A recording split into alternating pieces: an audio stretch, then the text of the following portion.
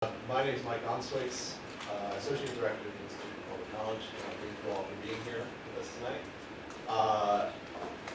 Before I introduce our panel, I want to remind everyone to please buy a copy of Daniel Wortel-London's book, Menace of Prosperity, New York City and Struggle for Economic Development, 1865-1881. Our friends from Books on Call are just outside.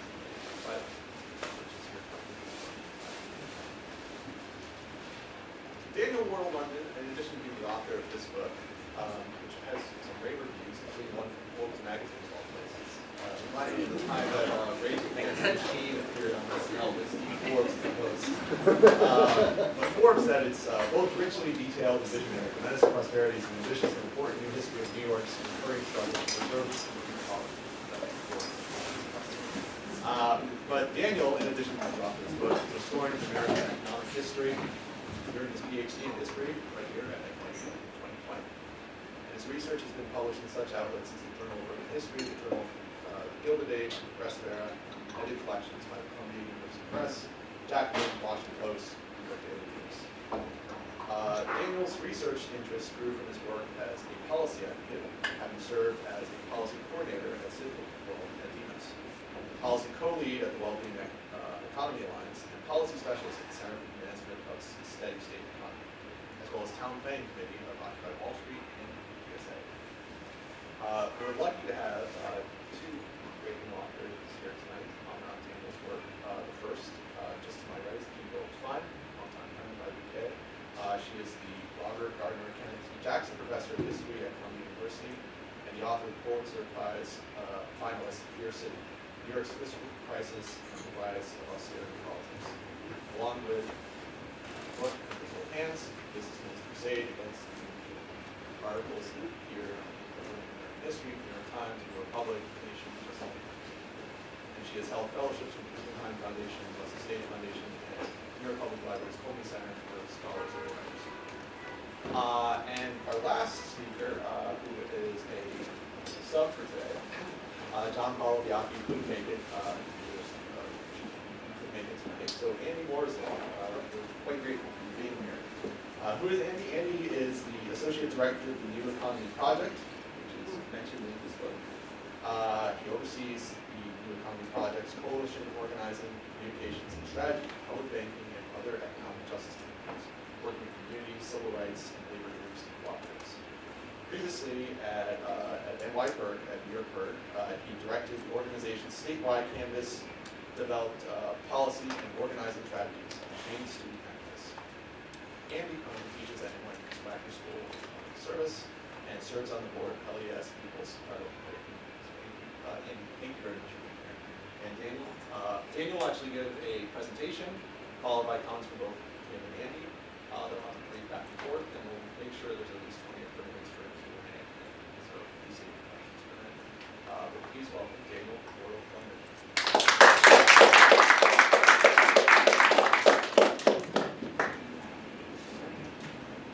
Thank you for that very kind introduction. Thank you, Kim and Andy. Thank you for everyone who's attending today. And for all the familiar faces I see and for all the new faces I'm looking forward to meeting. Let's get there. In 1979, a few years after New York City emerged from its fiscal crisis, Mayor Edward Koch posed with Donald Trump to promote a new hotel. Koch despised New York's welfare state, which had grown steadily after World War II, and cut it severely under his tenure. Instead, he directed subsidies to wealthy developers like Trump in the hope that real estate growth would prevent another fiscal crisis. But now let's go back 2 decades to before the fiscal crisis. In 1959, another New York City mayor posed for a photograph with another developer. The mayor, Robert Wagner, was a Democrat, a liberal, and a firm believer in the welfare state. During his tenure, he expanded Gotham's social expenditures by many millions, pouring money into municipal housing, hospitals, and parks. But Wagner, like Koch later, also believed in hotels and office buildings, white-collar jobs, and large corporations, which could bring in tax revenue to finance the city's welfare state. And so Koch here posed, lending his support and city subsidies to this hotel. Putting these pictures together challenges one way we understand New York's political history. We used to discussing the 70s fiscal crisis as marking a sharp break from what came before. And it was in many, many ways, particularly in terms of social policy. But in terms of economic policy, liberals and conservatives seem to share much in common. And this begs a certain amount of questions. Might liberal economic policies before the crisis have helped lead to the crisis of the 70s? Might it have helped lead to Trump? Might it have undermined the very welfare state it was meant to support? And what alternatives might we have to finance cities? And these questions become even more pressing when we go back to the wake of another 70s era fiscal crisis, the 1870s. Thank you for that very good. Following the Depression of the 1873, 1 out of every 5 American cities went bankrupt. But many activists interpreted these crises not just as deriving from social welfare spending on behalf of the poor, but from corporate welfare spending and misguided economic development decisions on behalf of the wealthy. And their proposed solutions weren't just to tax the wealthy, but to displace them as the economic base of the city through means like worker cooperatives and public ownership. So that comparison raises some further questions. Why were economic alternatives so seemingly common following previous eras of fiscal crisis, but relatively absent following the 70s?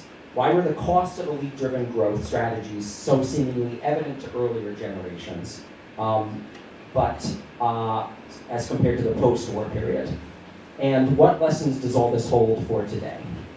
These are the questions that my book pursues. The Menace of Prosperity is a history of modern urban economic development, told through stories of struggle over the costs of elite-driven growth in New York City. It makes 3 general arguments. First, that elite-driven economic growth has often inflicted great costs on economic development more broadly.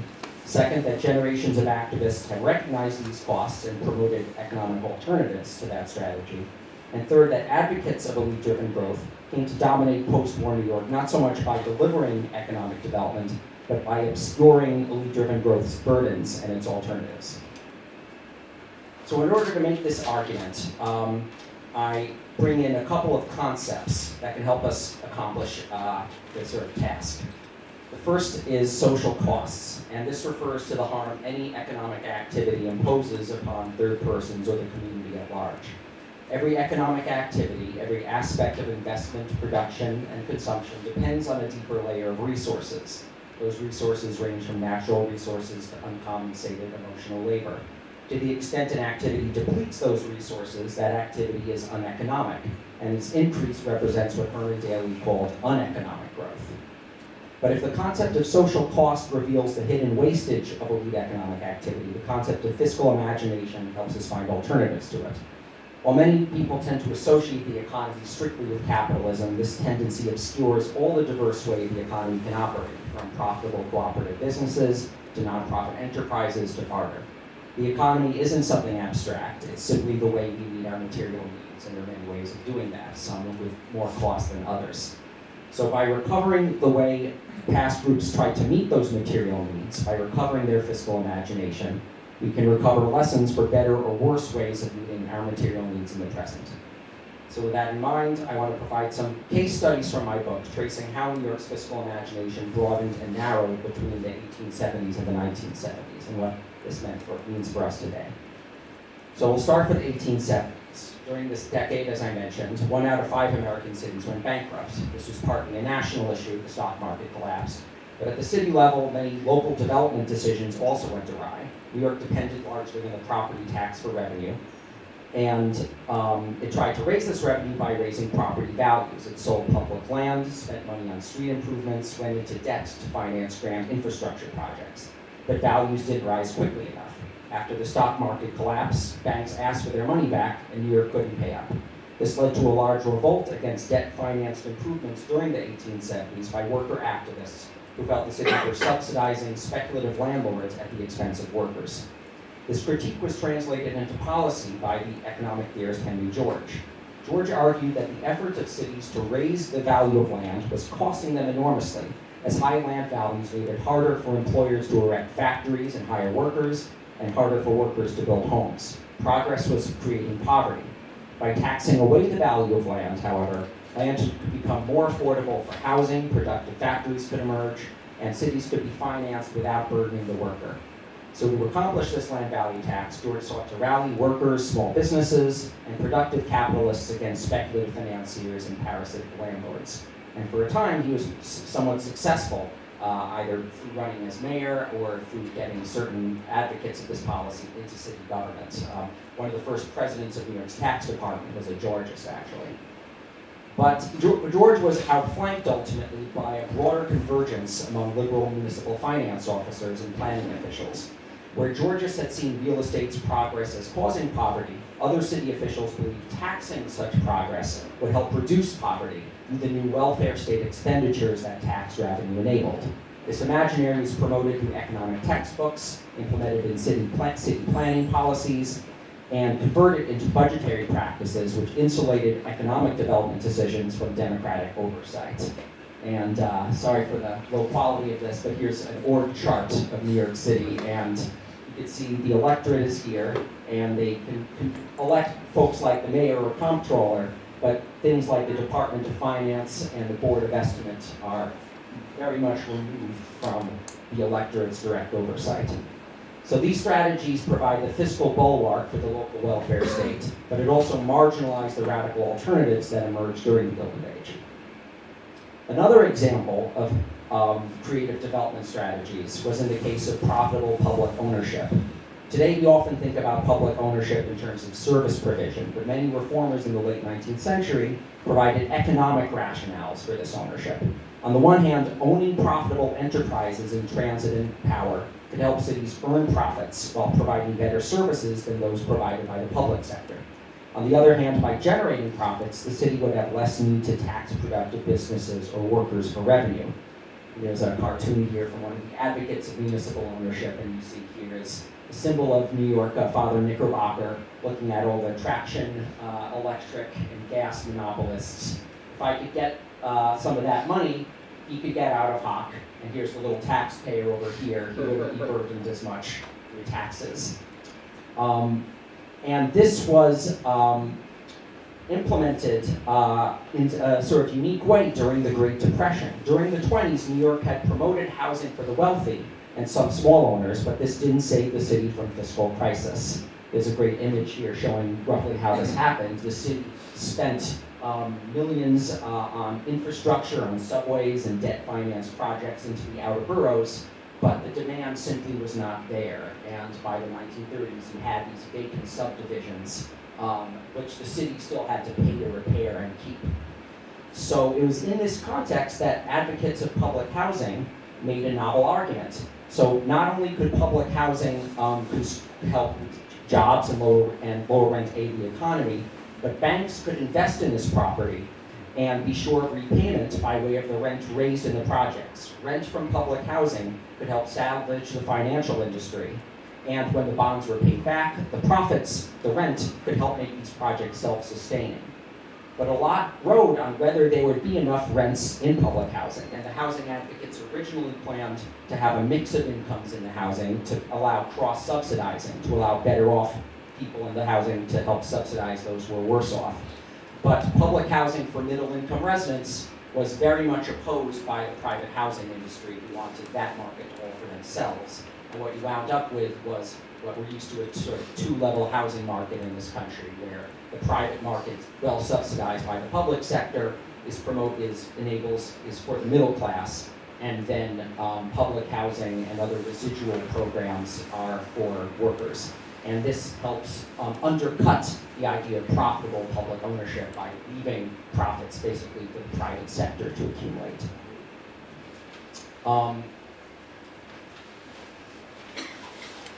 And finally, we can look at how the liberal embrace of elite-driven progress helped lead to the 1970s fiscal crisis and constrained what came after. During the post-war period, groups like the Regional Planning Association of New York worked with liberal mayors like Robert Wagner to promote the city as a corporate headquarters. The city combined this strategy with an expanded welfare state in the hope that taxing corporate firms would help pay for social services. And while critiques offered by Black Power advocates and Jane Jacobs voiced some neighborhood-oriented alternatives to this model, this one remained the city's consensus through most of the 1960s. And then, as was traditional, came the fiscal crisis. We're used to thinking of the fiscal crisis at this time as due to either an over-generous welfare state or due to larger economic issues beyond the city's control. But activists at the time pointed to the city's corporate welfare state, not its social welfare state, as exacerbating Gotham's situation. The commitment of corporate firms towards national rather than local markets made them liable to move from the city at the slightest opportunity, which they did in growing numbers by the early 70s. The corporations that did stay were vulnerable to recession by virtue of their exposure to global financial fluctuations. That made the city's finances more vulnerable. And New York's municipal debts were also often in the form of corporate subsidies. Economist William K. Tabb complained at the time that New York's capital budget debt, quote, owes far more to the banker real estate developer agencies than it does to helping the poor, more to subsidizing commuters than to helping the unemployed get jobs. And even the city's welfare services, critics argued, were not so much a driver of the city's fiscal crisis as a downstream product of the private sector's irresponsibility and power. Their power to pay low wages, charge high rents, deny investment to needy communities, and foist those costs on the public sector. So in all these ways, the city's obsession with attracting and retaining corporations seemed to have backfired. But while the 1978 fiscal crisis of the 1870s and 1930s had led to dramatic campaigns to transform New York's development strategy, there was somewhat less of this after the 1970s. Why was this? So partly it was because the politics and costs of private growth were more obscure and depoliticized than in the 1870s. You saw before that org chart, there were less malicious traction magnates to point the finger at. The sheer inertia of New York's post-war development policies, which weighed the city down with sunk costs, made dramatic shifts in economic development policy a little more difficult. Perhaps most importantly, many white people preferred to blame the city's welfare state, and by extension the city's racial minorities, for New York's fiscal crisis. This was an interpretation many businessmen were obviously happy with, as assaulting the welfare state promised to lower their tax bill while deflecting blame. And that's roughly what happened. Rather than jettisoning the city's pre-crisis development strategies, New York's governing class accelerated them after the 1970s and jettisoned the welfare state instead. So there's a couple of lessons here. I think the broader framing is that economic visions have been central to democratic movements, and the marginalization of those alternatives has helped marginalize the movements. You could think about the post-1970s inequality, not from thinking about the economy too much, but of thinking of it too narrowly. And you can't necessarily finance a progressive agenda relying on a regressive economy. But this would be a bit of a downer to end on, but there's actually a couple of bright, very recent bright spots that we can think about. First of all, there are sectors right now in the nonprofit, cooperative, limited dividend sector that are growing rapidly around the world. There are campaigns around municipalism and public ownership in cities like Preston and elsewhere. We're thinking more deeply about industrial strategies. We could have a debate about abundance, but I won't do that now. And also, with Zohran's election, I think that it will open up some very interesting possibilities. I hope to discuss some of those here, but I think his commitment to public excellence, what I hope will happen is he will have much less patience for the sort of wastage that the city has, wastage with which the city has subsidized corporate and private actors in the past, and that he'll want to look at the true costs of different development strategies in the interest of public excellence. So with all that said, a lot of what I've talked about so far can be a little technical or abstract, but what I hope reading this book will do is help us think of the economy as something that all of us can participate in and all of us can change. It's how we meet our material needs. It's something that often is decided on by other people and foisted upon us. And I think if we want to have a city that will be thriving and benefiting all of us, we need the economy to do more of the heavy lifting to deliver affordability, services, and democracy. And hopefully there'll be some examples here or lessons here that can help us do that at the present. But I'm looking forward to discussing that now as we try to make history. And where we will go from here, I'm not totally sure, but there are worse things on which to speculate. Thank you so much.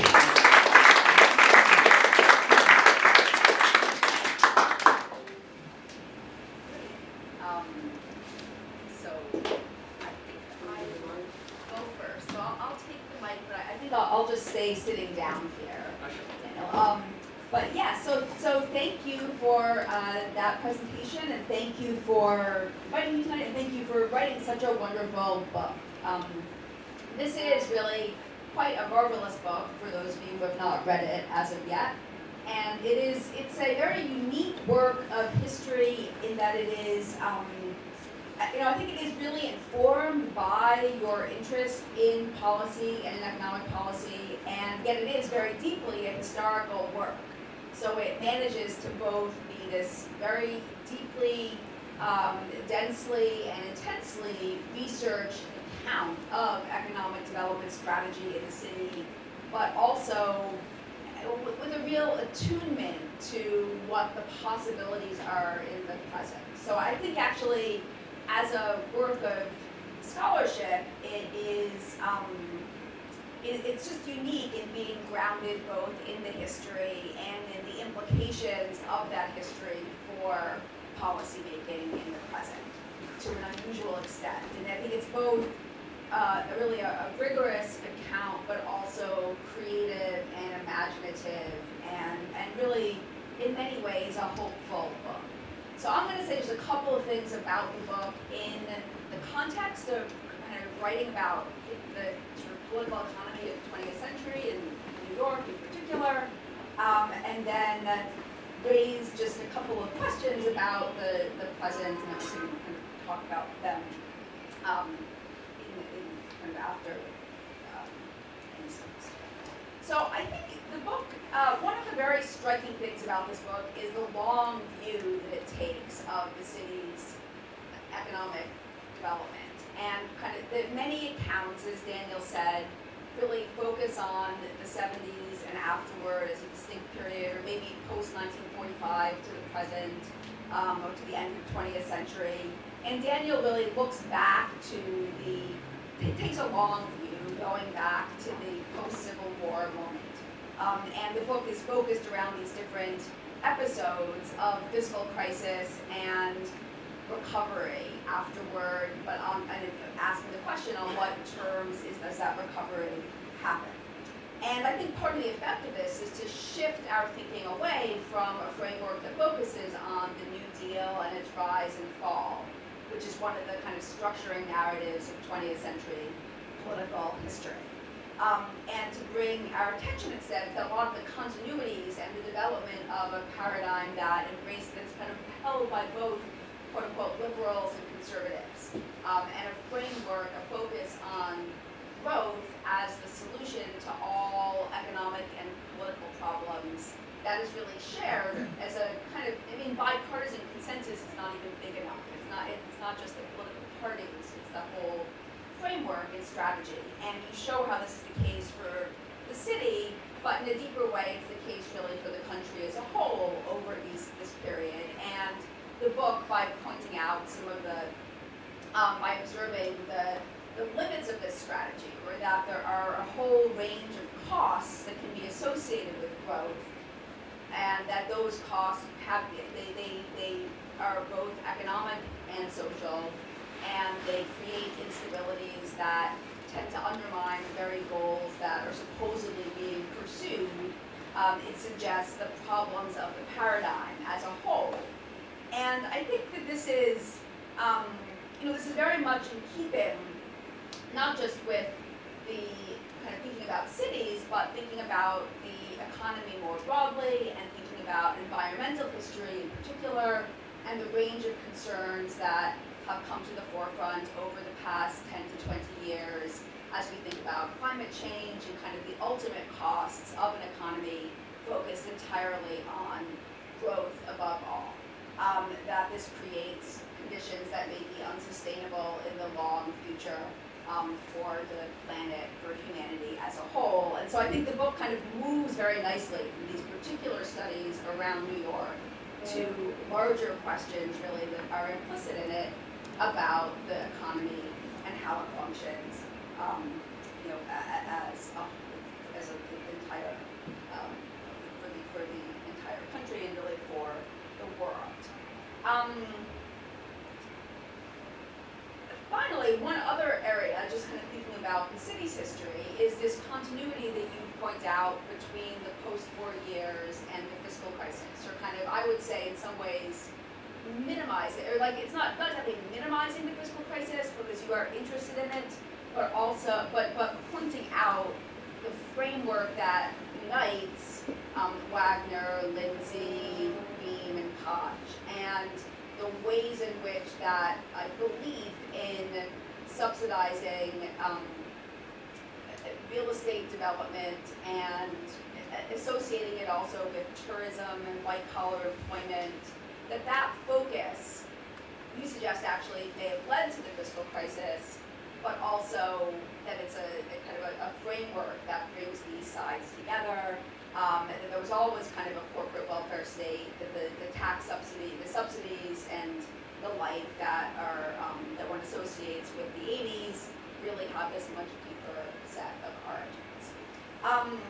So I guess I would just raise a couple of questions. I mean, first, I would be curious to hear a little more about that argument, and especially where you think it's come today. How central are these types of subsidies? How central is the framework of development and the use of the city's resources to subsidize and support private sector development? How important is that in the broad scope of the city's finances and economy now? I guess I still think that the fiscal crisis, I don't know, I'm not sure I totally agree about the centrality. I think that the corporate subsidies are part of it, but not alone, or not as central as some of the economic thinkers argued at the time. But I also think they have gotten much less attention, and that is for sure. And it's good to bring attention back to that. But I'm curious about how you see that playing forward, to the extent that he's going beyond the frame of the book, but just thoughts that you might have about that. And then stepping back, I guess, to the present, I would also love to hear your thoughts and critiques of the abundance framework, and maybe especially around the propositions that were on the ballot, and ideas about kind of what just abundance and what the how that should be part, or should be the extent to which that should be part of a left economic development politics for the city. But then I'm also just interested in hearing your thoughts about what how you think about the fiscal imaginary, which is a great idea developed through the book, the fiscal imaginary of Mamdani's New York and the role of fiscal politics and ideas in the present. And I do think this is a unique moment in the city's politics for the level of popular engagement and excitement that there is about budgetary questions. I would love to hear your thoughts on what the coalition is that could support a re-engagement of the fiscal imagination, as you put it. What role do unions and municipal unions have in this? Do they have any role, or is it going to have to come from somewhere else?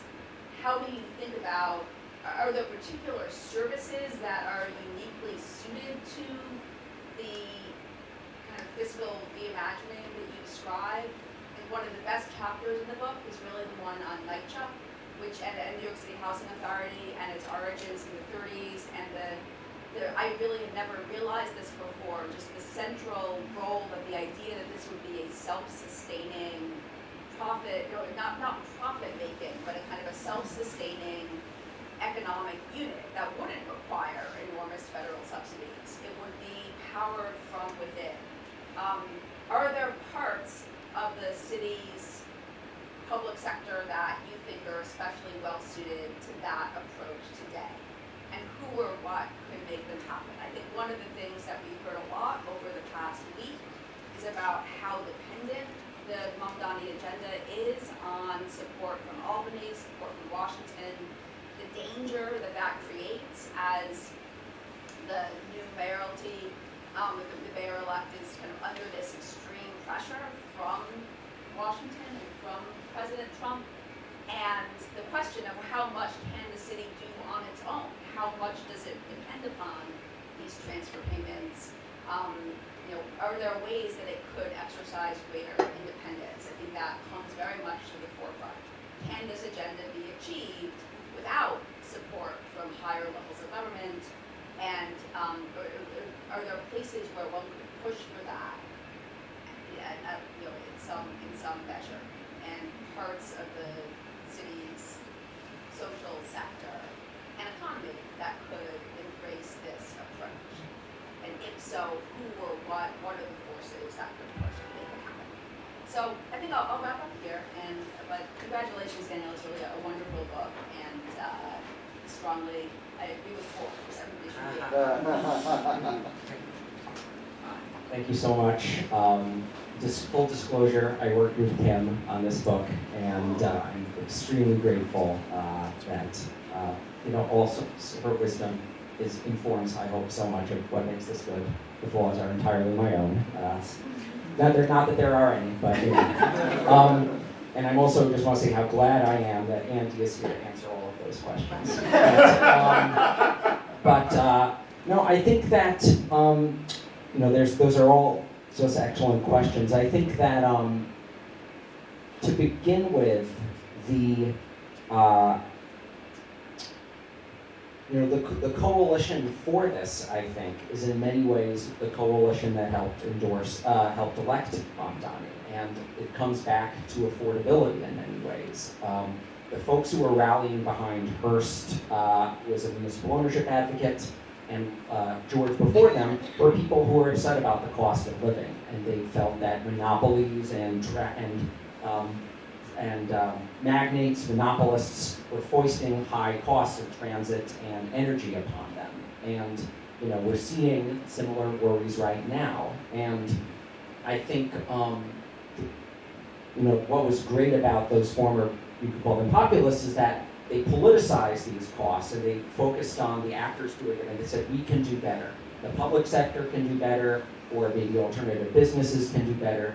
And I think Mamdani is actually, when he talks about like public groceries, he's moving in that direction. And there are some elements of the coalition missing from those earlier ones. I think, in fact, small businesses in particular were huge supporters of Henry George in some ways, and Hearst in some ways, because they felt that, why are these guys getting taxed? Why are we getting taxed and not these guys? But I do think that the rationale of affordability does align with, creating a more democratic economy. I'm curious your thoughts on that. In terms of what services are most amenable to, rethinking them, we're going to talk about banking, I'm sure, where the city right now has, hundreds of billions of about $100 billion in private banks, which is being invested often outside the city. That could be reinvested in the city and much more to make the city's economy more resilient rather than weakening it. We could look at housing, we could look at energy as similar models. I think that the idea of us being not less dependent on Albany is part of this, because the city already spends so much money on economic development. It already buys so many things, it procures things, it already spends so much on tax exemptions, and not that we shouldn't keep asking for money or taxing the rich, but we should also use what we have as effectively as possible to shift the economic base so that the economy delivers good jobs and affordable services in the first go-round. You could call it pre-distribution rather than distribution. And that means that the public sector doesn't have to spend as much picking up the private sector's mess, basically. I think the question of what the current strategies of the city are, I wish I knew more. I mean, part of the inspiration for this book came when Amazon was trying to move to Astoria. Some of you remember that. And there were debates over the helipad on the East River. And that clearly seemed like, a move back to like the 50s or 60s in terms of this pure sort of urban renewal, corporate retainment stuff. But the city does a lot with local businesses now. It works with local cooperatives. but also the economic development policy is very siloed. You have different agencies doing stuff like the EDC, the Economic Development Corporation, and it still is hard, I think, for the public to know how the city is spending its money and what the return is. Hudson Yards, for example, is, that sort of just, I feel, was just dropped on us, and the way it was financed was particularly atrocious. So I think politicizing these costs is part of it, but again, Andy, I defer to you. In terms of fiscal imaginary, I do think there are, with climate change and with worries about the way that growth is overshooting certain planetary boundaries, I think we're aware there needs to be alternatives. And in some ways, I think after 2008 in particular, we're able to name the system of capitalism and neoliberalism as a very discrete entity in some ways. And it still is the air that we breathe, but because we're so aware of it and its damage, I think there are people thinking of alternative ways of producing and providing for one another, more so now than they might have been earlier. And then how do you actually implement that into policy? What sort of movements can embed that is another question. In terms of abundance, I have no opinion.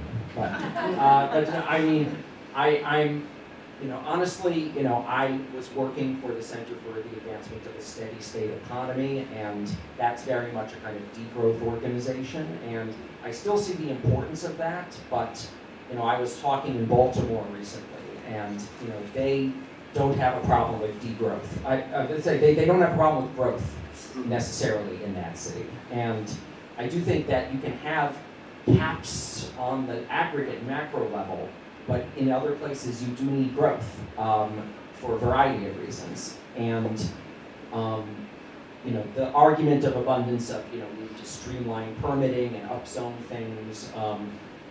I think there can be very broad brush arguments for or against that. I do think local coalitions tend to be more nuanced, and I'm hoping that there'll be combinations of these strategies of maybe upzoning, but ensuring that alternative housing models are part of that upzoning that might help mitigate some of the displacement or some of the other externalities of that. But again, I'm not so I'm only emerging from the 1970s now in terms of my awareness. So I hope to catch up with the rest of you later. So thank you so much. I really appreciate those questions. Well, hello everyone. I'll share a little bit about New Economy Project's background and the work we do in the city, and I'll get to some of the questions you raised for me briefly, and I have questions for you. So thank you again, and congrats on the book. We are very excited about it. In addition to some of the great you've been doing op-eds and such that are making the rounds in our coalitions. So I work for an organization called the New Economy Project, and we are a New York City-based economic justice organization. We've been around since 1995, and we work with community groups across the city to build a new economy that works for everyone. And so a new economy for us is an economy that's rooted in cooperation, social and racial justice, neighborhood equity, and ecological sustainability. And we sort of take on a fighting and building strategy because you can't build this kind of an economy when you have a machine or an economy that really is predicated on extraction. And we see that through a legal hotline we run called the New York City Financial Justice Hotline, where we have attorneys who hear from New Yorkers every day who are getting hounded by a debt collector, have gotten preyed on by a lender, have been ripped off by their bank. And these are systemic issues that we see particularly in communities of color and other low-income communities around the city. So we help those people get redress, and that helps to inform our policy work to keep payday lending out of New York and stop other forms of racial wealth extraction. while we're building these new institutions. So that's sort of our framework for how we do the work. And we do it, as I said, with groups across the city. And that's one of the great things about your work is you're talking about the past, but you're also showcasing the work that is happening on the ground. And I always think of the Gracefully Boggs quote, "Another world is possible, but another world is also happening." And if you look across the city right now, you'll see huge growth in community land trusts, which are nonprofit organizations that take land and housing off the speculative market, and they preserve it for long-term affordability through democratic institutions that are controlled by the people who live in the community. So we're seeing really explosive growth in the number of community land trusts from 2 a couple decades ago to more than 20 now. They're in all 5 boroughs, and they're figuring out ways to acquire property and having success. But of course, they're limited in the financing that they can access. And so another campaign we have is to create a public bank. So we coordinate the Coalition for Community Land Trusts. It's called the New York City Community Land Initiative. And then we coordinate a coalition called Public Bank NYC that is bringing groups together to fight for an institution, as Daniel said, that would redirect the massive amounts of money that are now, by law, required to be put on deposit with commercial banks. So everyone can imagine, if you have a bank account, you put your money there in a checking account, the city has to do the same thing. Collects money in tax revenue, can't put it under a big mattress. It's got to have accounts. The state requires that it have accounts with commercial banks. Those are the institutions that often do not have the interests of everyday people at heart.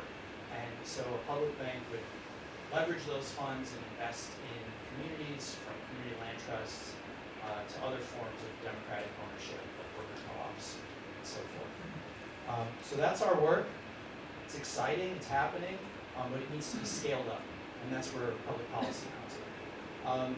And so I wanted to ask you a question about actually something you wrote that ended up making the rounds in one of our coalitions relating to the Mamdani campaign. And we were really taken with it, and I don't want to try to get it wrong, but I think the idea was that there's an emphasis on having taxes, an increase in taxes sort of fund the proposals that Mamdani has ran and won. And but there's a contradiction there, I believe. And I wonder if you could talk about the limits of that as a means to fund the kind of social democratic initiatives that he's sort of advanced through his campaign. Sure. Well, I think, hopefully the story I tell is showing, I think are 3 of the basic contradictions. I think the first is that relying on the very wealthy to produce, to generate tax revenue can, on the one hand, give them enormous political leverage. On the other hand, though industries that you rely on to tax can themselves produce costs, social costs. They can produce the problems that you're trying to redress, whether you're trying to tax real estate that is raising land values and causing displacement or other things. And I think the third one is those industries are not necessarily the most resilient or reliable. Maybe some of you saw in The Economist, there was an article how New York is, finance makes a less proportion of New York's economy now than it did in the early 90s. And there are more people working for JP Morgan in Texas now than in New York State. And we're seeing the movement of finance out of the city. And that doesn't mean that we need to listen to folks saying, oh, they're all moving to Akron, we need to bring them back. But it just means that we do need to think about how we fund our city in a way that isn't just reliant on a very small percentage of very wealthy and very local industries.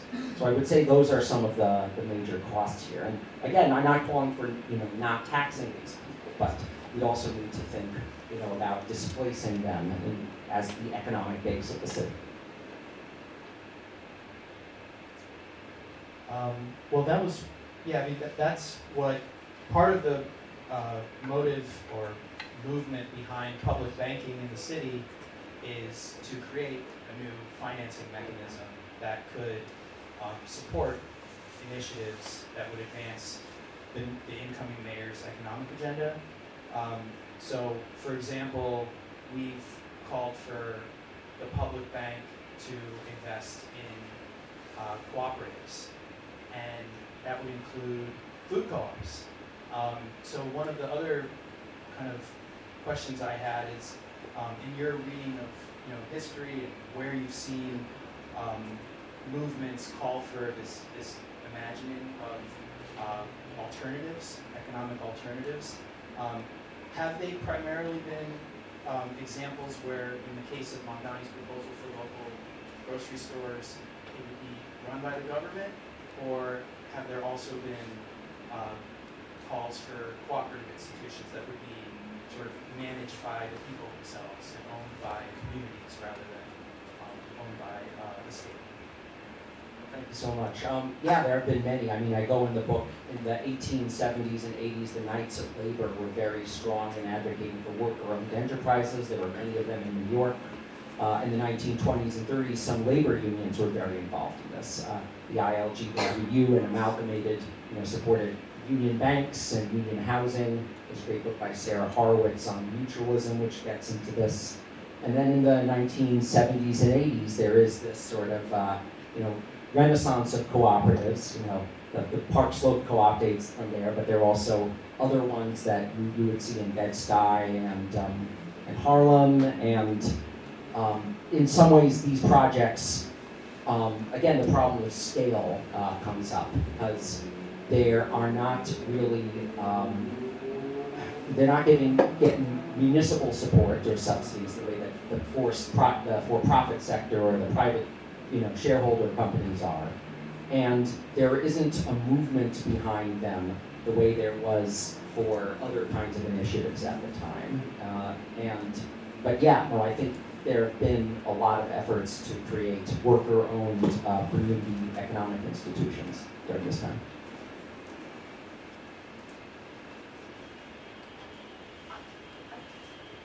I'll ask one more thing and then maybe we can open it up. Actually, I guess maybe it's two things. So it strikes me that another kind of impetus, I wonder if we could talk a little bit about mutual aid in the city and the role of kind of that strand, especially around Hurricane Sandy and its aftermath, and the development of kind of a world of mutual aid and a culture and politics around it. And what role do you think that set of organizations and ideas have had, both in the kind of the rise of the movements that led to Mamdani's election, and also just in the framework of thinking about the book? So I guess that's one question. Another larger question, I guess, which is I guess I would be curious about just the overwhelming wealth generated by the financial sector in the city at this juncture. It feels a little bit hard. How does one go about imagining the city with that less at the center? It's so massive and so tremendous that it has it feels as though the other types of institutions are so much smaller in a sense. How does one kind of go about, both practically and politically, shifting the focus and the center of energy away? And this is, I guess, in some ways, it's not just the city. This is true for capitalism as a whole, but it comes to light in a special way in New York. And I think another theme of the book is the role of the fact that this tremendous financial wealth has then created this situation where the city is very dependent, or perceives itself as very dependent on the personal income taxes of the extremely wealthy that are this mobile group of people. And I think the book shifts focus away from that, and you're saying by placing, kind of saying instead of focusing just on the costs of government, what if we see it as not just as a range of productive enterprises that are capable of generating their own surplus or functioning in a way that doesn't depend upon just government funding them. They have their own dynamism or could. But I guess I'm just curious to hear you say a little bit more about that side of things. So, but yeah, maybe start with the mutual aid. I don't know. But then we can also open it up. That last point is quite large, so you don't have to fully. I have lots of cookbooks for the future. Yeah. That's ready. But I think with mutual aid, that is one thing that I wish I got more into the book. And I was thinking about this, for another article. But on the one hand, you see very explicit mutual aid projects that call themselves such after disasters, and you saw that after Hurricane Sandy. You saw that in the 30s. But even things like churches and the way that they provide aid to their members or food or whatnot, that could be considered a kind of mutual aid. And the growth of civil society in the 19th century, let's say, was not just because people liked bowling together, but because people were getting material needs met by participating in their church or their local mutualist association or whatnot. And that still continues today, and that's been a layer of economic activity of people having their material needs met that's gone through the 19th and 20th century. So if you open up your imagination to that as those as actors, economic actors, then yes, that's been a very prominent strain here. And in terms of the shifting the economic base away from where it is now, it's so dependent on these very wealthy industries, that it's a huge, huge task. And I think right now, I think just getting sort of accounts settled in terms of what are the costs of this current system and how much are we getting versus spend, how much are these actors burdening us versus making us revenue. I think that would be a place to start.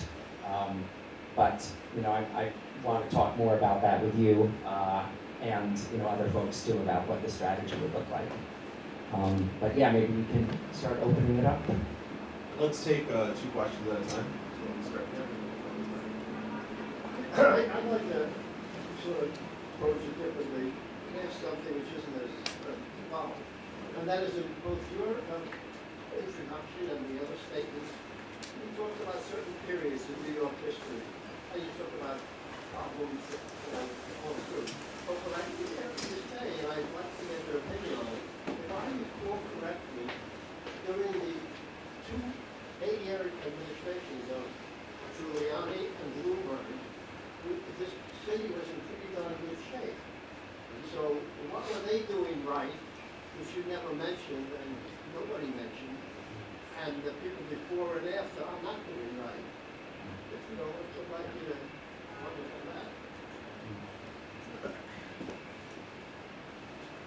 Howdy. I love both of your books, and if you wrote a book, I think I'd love it too. Some people thinking about it, I'll buy it.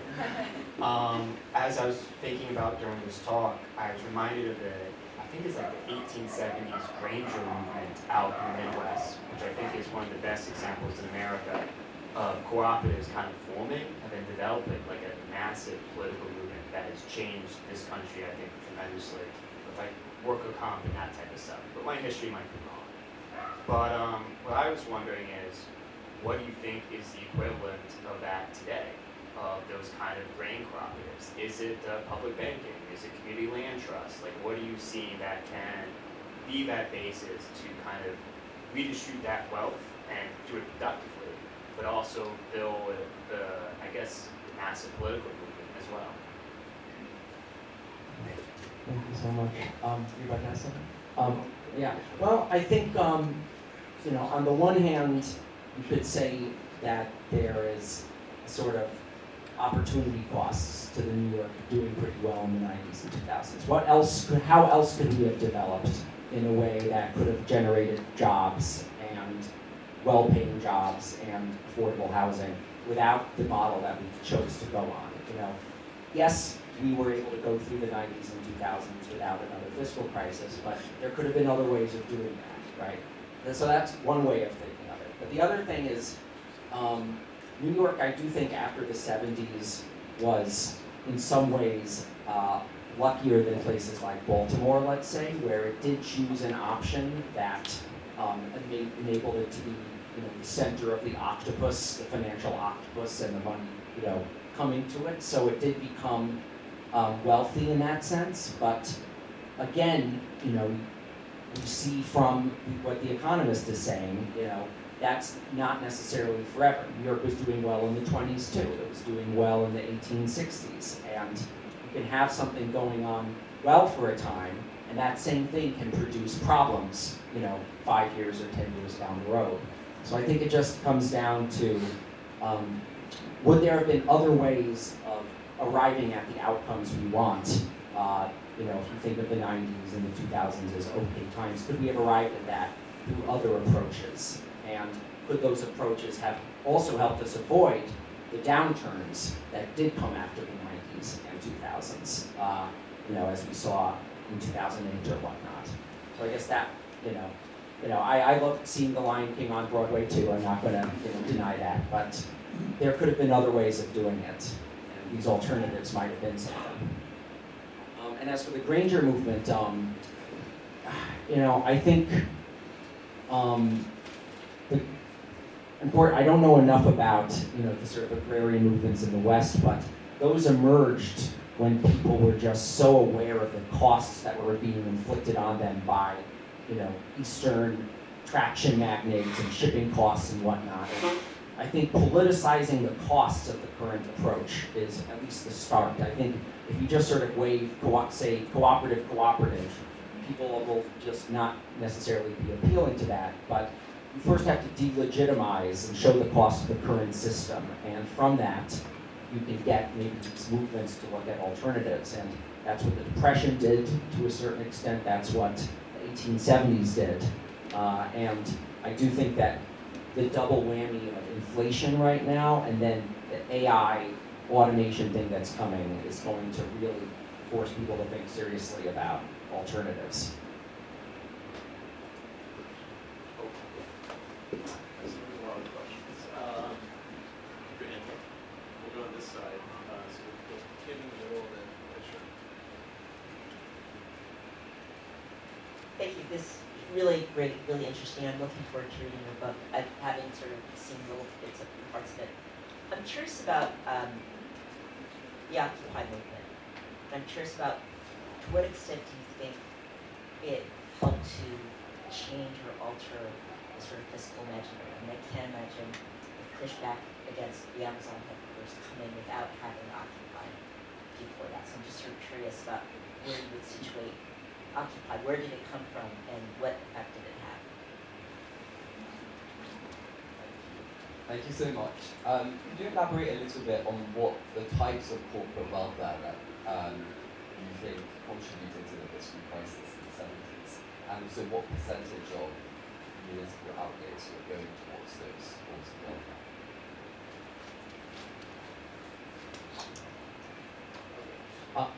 So thank you so much.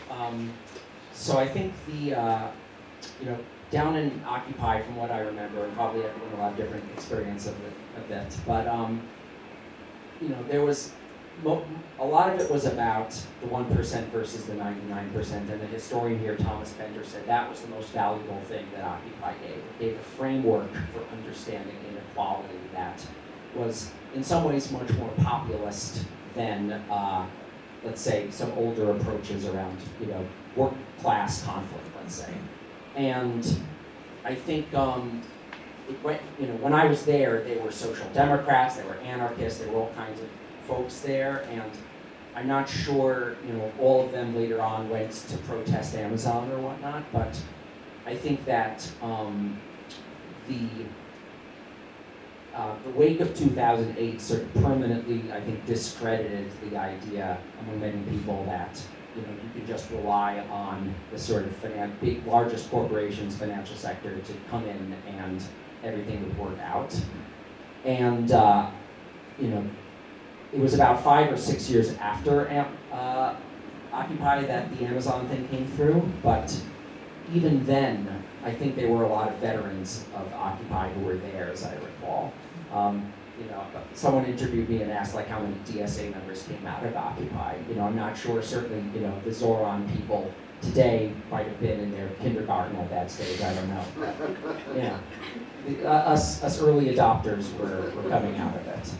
And then in terms of the percentages, the majority of the city's long-term capital budget was in many ways devoted towards promoting infrastructure and promoting development that was primarily about helping commuters, helping larger businesses in the city during the 60s. And the short-term debt, and Kim can say more about this than I can, a lot of the short-term debt was for other sorts of expenditures, but in terms of economic development, the long-term stuff was about those subsidies.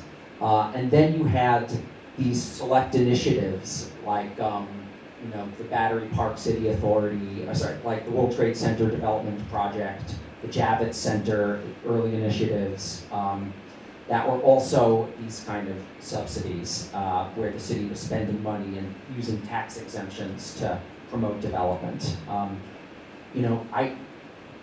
I don't have the exact number of how much it was spending on exemptions or subsidies at that time, but for capital budget, the numbers are pretty clear, and it was the debts that people were most pointing at when they were talking about the city's trouble at the time.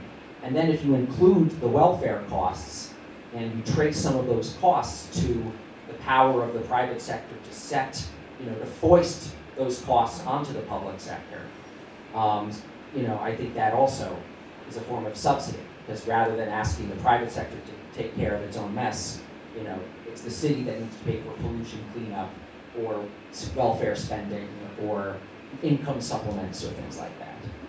So it's a mix, and I would love to get into more of that detail if I wasn't already half blind by going to the microfilm too many times.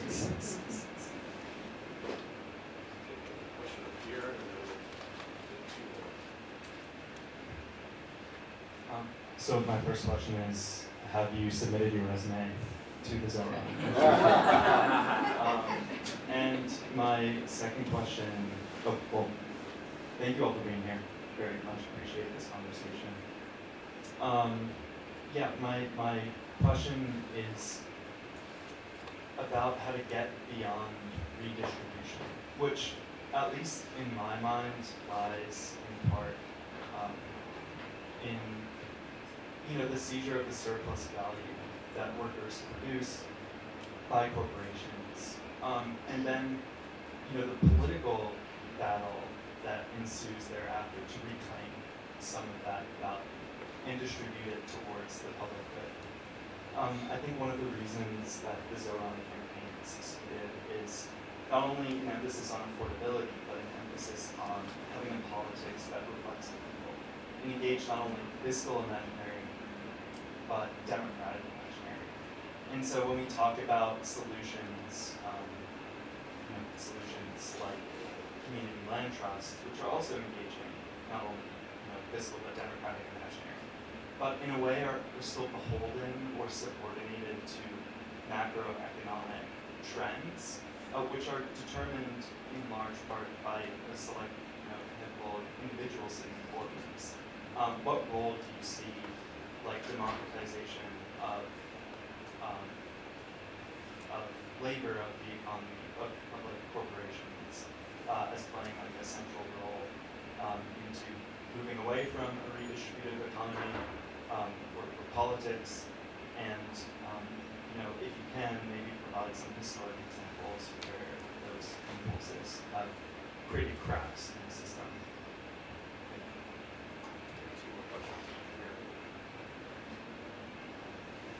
All right, you'll have to excuse me. I was only a high school English teacher for like 40 years. Okay, so I don't understand everything about economics. But I get very disturbed when I keep hearing this thing about, well, maybe alternative systems would work better. I don't see what's wrong with the system that we have now. This is a system that immigrants come to New York, and many of them become very successful. Okay? And I see that we have capitalism, which makes things working on a competitive basis, so you do get supposedly the cheapest prices, and it also allows the unions to work for the workers to get better salaries, and I see huge social services available. When I go to the hospital sometimes I can't believe what I see, what's being offered at very low costs, and seniors certainly appreciate that. So, and then you sort of, there's a slight implication, see, that maybe under Mamdani things are going to be better. See? Well, it's been proven that when certain cities took over, in part, grocery services, they failed, okay? And that when they took over no-cost busing, that the buses were filled with vagrants and problems. So, maybe I'm not a great economist, but all I know is that, and maybe I hang out with the wrong people, but I will teach you, excuse me, I will tell you that I worked as a teacher in very rough areas where kids were shut out outside the building and kids were batted in the buildings, right? And I still felt that New York was an incredible, wonderful city. So I don't understand why you seem to think, even though you haven't said it, you seem to think that Mamdani is this savior. Okay? So where am I wrong in thinking that New York is providing very well for the majority of its peoples? And if more want to succeed, they have opportunities to succeed.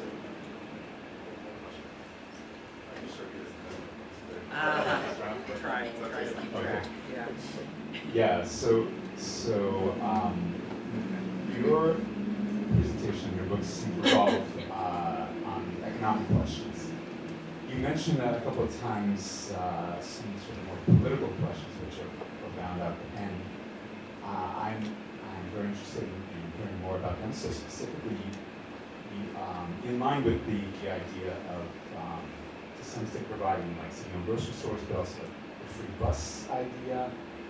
And you mentioned sort of a new municipalism and also an older municipalism. And I wonder to what extent either of these or anyone is really confronting kind of a political or geopolitical question which involves the limited power of the city to do things for itself, and the ultimate power residing in the state capital and in sort of state created authorities, which I know a little less.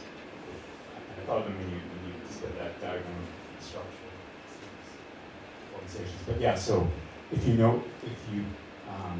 have thought about that, or if you know of anyone really trying to address that, Oh boy. Okay, thank you. Well, first,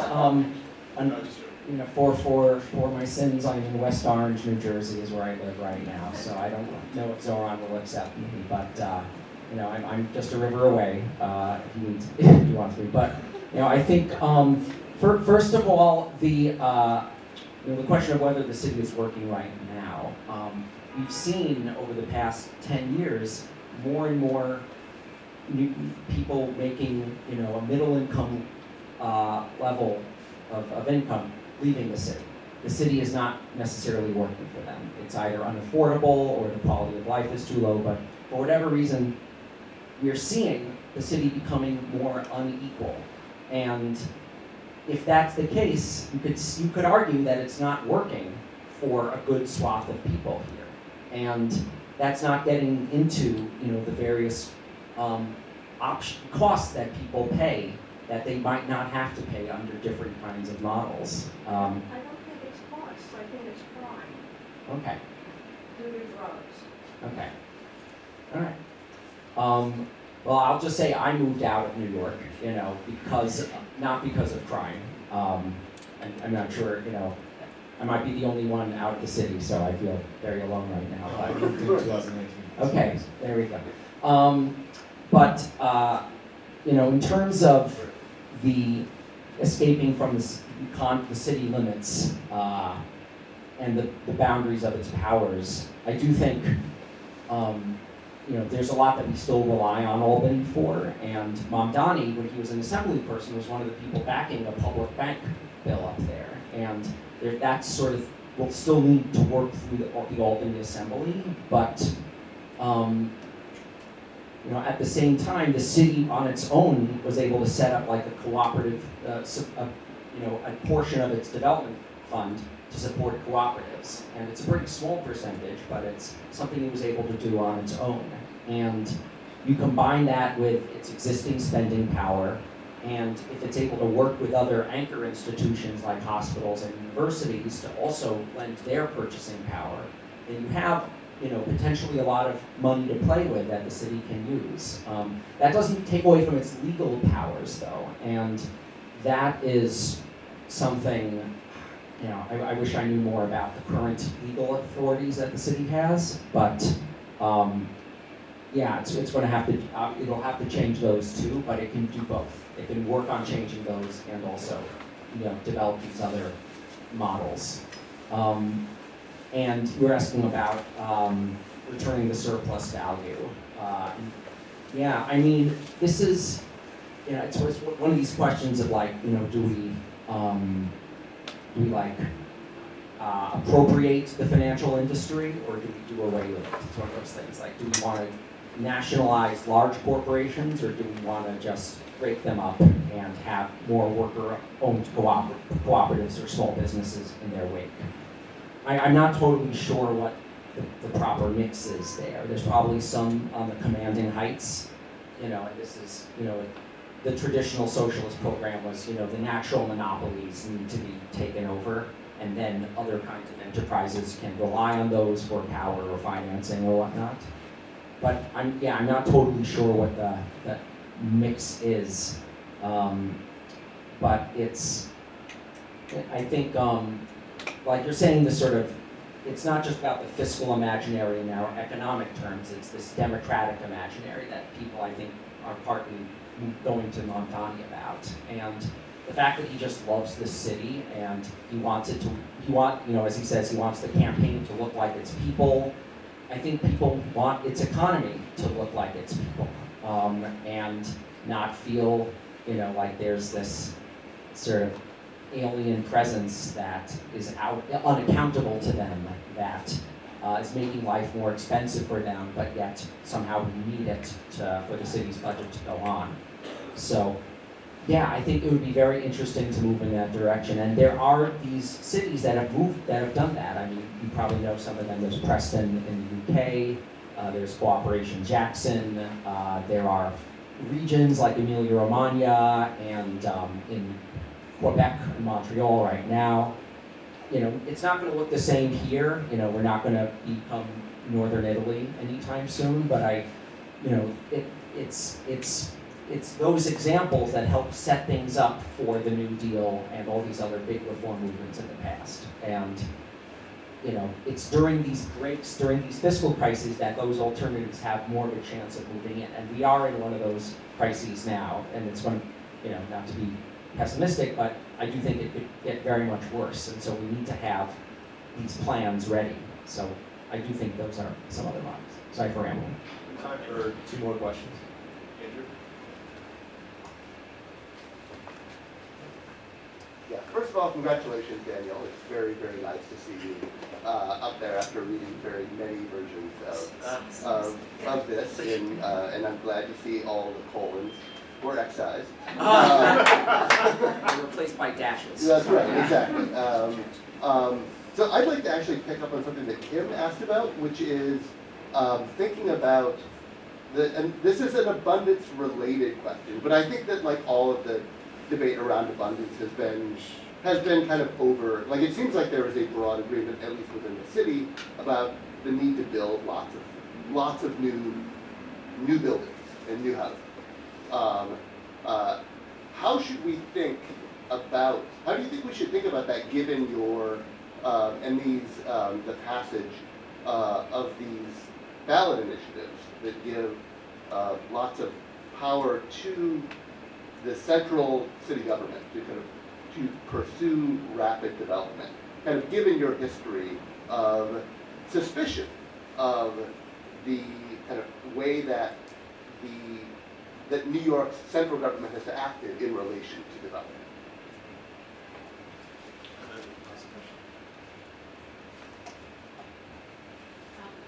One of the big challenges, it seems to me, is in changing the way that we are thinking about costs and benefits of different policy agendas. And I'm wondering,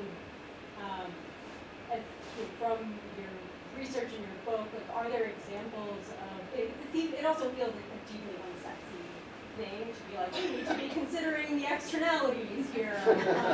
And so I'm just wondering, like, have people been successful in sort of shifting the way that policymakers are assessing the costs and benefits of different courses of action?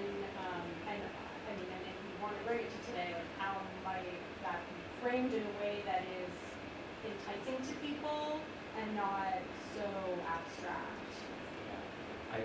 That's a great question. Yeah, I mean, the book goes into some of those examples. I mean, a lot of the municipal ownership strategies, they would put on public exhibitions about the budget, and they would show, like, here's how the city is spending money, and they would have banners like,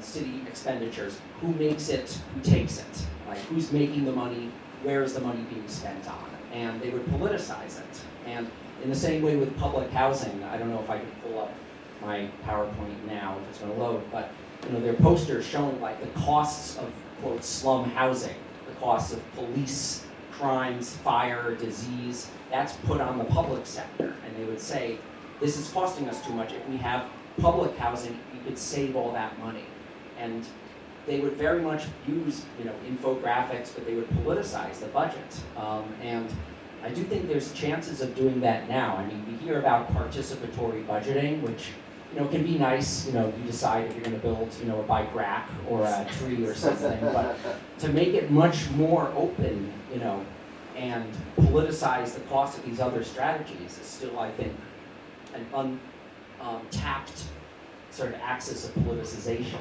And there's a guy, David Ambrosio, who has the idea of the public balance sheet, which would do something like that. And it's possible even using AI or something, you could have very interesting discussions about the costs or benefits of different strategies. So yeah, there are examples in the book, and I think there are opportunities now. In terms of the upzoning thing, I mean, this is one of these incredibly fraught questions. Again, living in West Orange, I'm saved from this. So I do think that right now there just seems to be enormous headwinds towards building more, and in terms of cost benefits, I just don't think Mamdani will necessarily do well for himself if he's going to be resisting, all calls for this. I think New York City DSA is going to give him a lot of leeway on this, honestly. I think he's in favor of it. Yeah, no, that's right, that's right.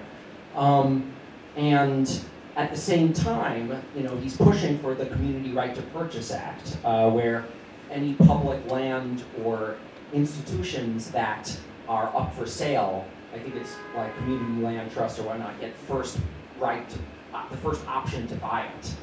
So I think he's going to have to do both and that is what other reformers have done. I mean, LaGuardia he was promoting public housing, and at the same time he was promoting some of this proto-urban renewal stuff by the 40s. And I criticize him for this, and I think we need to be aware of the costs of that, model becoming overwhelming and relying on it.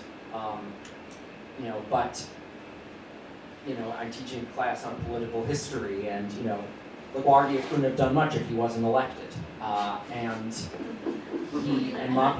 Mamdani, if he's trying to hold out, unfortunately, I don't want to go too far in this, but if he's trying to hold out for all of the housing must be public housing, it's just unfortunately, just not going to necessarily play well.